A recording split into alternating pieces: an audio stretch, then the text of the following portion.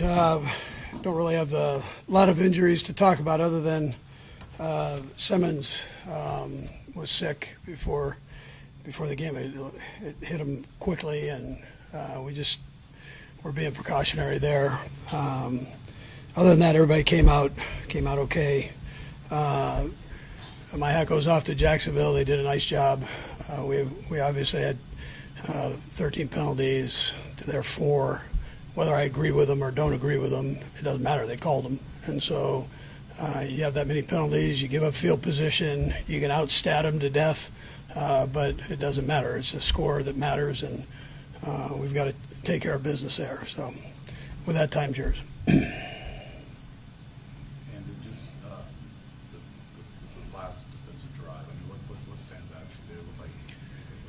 Yeah, well, I mean, they had a good starting point at the 40. We got to do a better job there with the kick, and then it's a game. When you talk about game of inches, it's a game of inches, and 35 had a chance right there. He was right in perfect position, and he was off by an inch, and they made the catch, and that happened. So we still got to bow up and stop him. We didn't get that done.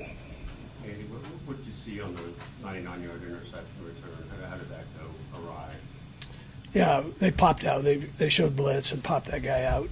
I didn't see him, and it ended up being an interception. Yeah.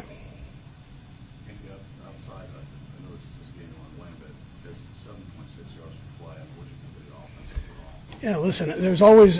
I've told you this before. As much as these losses hurt, there's in the wins, there's always good and bad in each. Things you can learn from and move forward with. We've got to make sure we do that, but we've got to be more disciplined with the penalty part of it, and then I've got to obviously evaluate those and go from there. The last time you guys do have the ball, not the very last, but when you guys do score, what's the balance of prioritizing scoring, clock becomes a factor late in that game? Yeah, listen, that's a tough ask. Because it's the number 1 defense in the National Football League we're playing against. So we want to make sure that we get in the end zone. I have full trust in our defense that that and special teams to take care of business. And, we scored. But you have to do the best job you possibly can to get in the end zone. I didn't want to sit there and have to kick a field goal and do that for sure.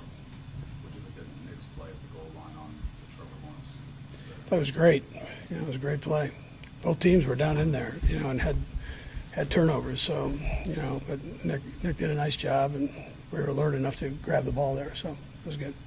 Was there some common denominator you saw to the special teams penalties, or what was going on there? No, there wasn't a common denominator.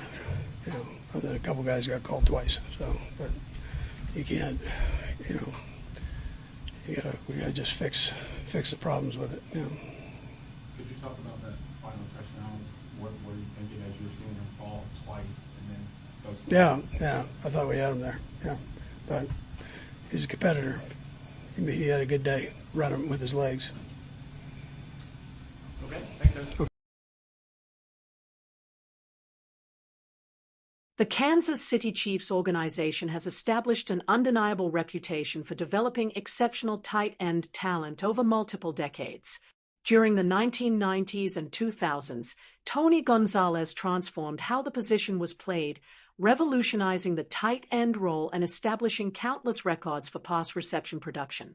Even before Gonzalez's groundbreaking career, Fred Arbanas had already carved out his own legacy as one of the elite tight ends of the 1960s.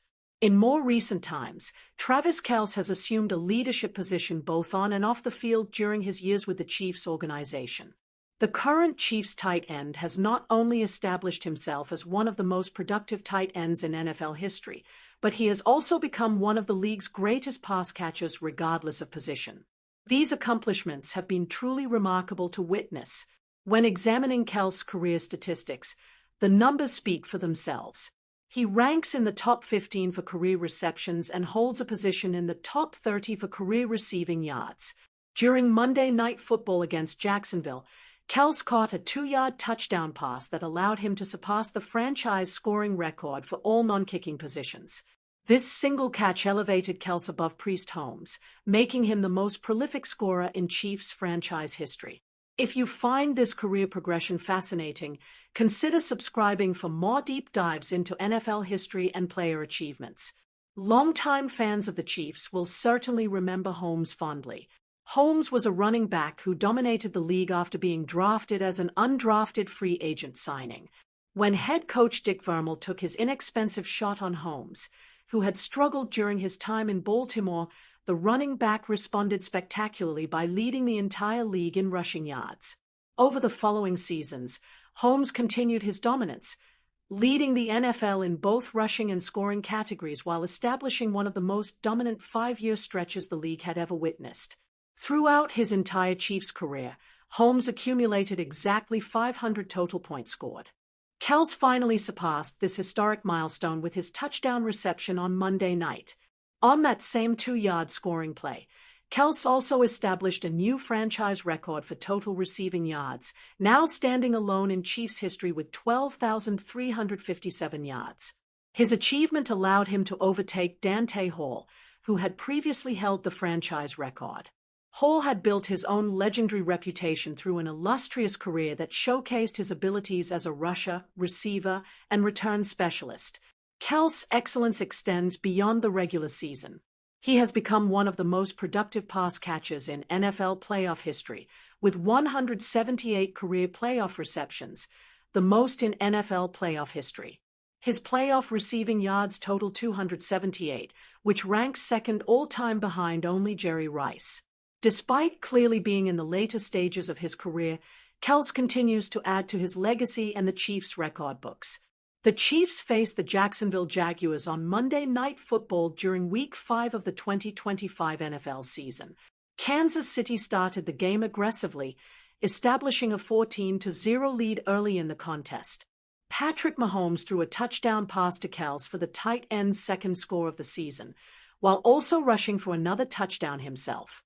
Early in the second quarter, the Jaguars found themselves at the 1-yard line with scoring opportunity, but Trevor Lawrence fumbled the football as he attempted to cross the goal line, turning the ball over to Kansas City. Following this turnover, Mahomes led the Chiefs down the field and connected with Hollywood Brown on a 16-yard catch and run play. During this sequence, Kelce demonstrated his value beyond receiving by delivering a crucial block on Jaguars safety Andrew Wingard. Make sure you subscribe for continued coverage of the Chiefs season and their path through the remainder of the year.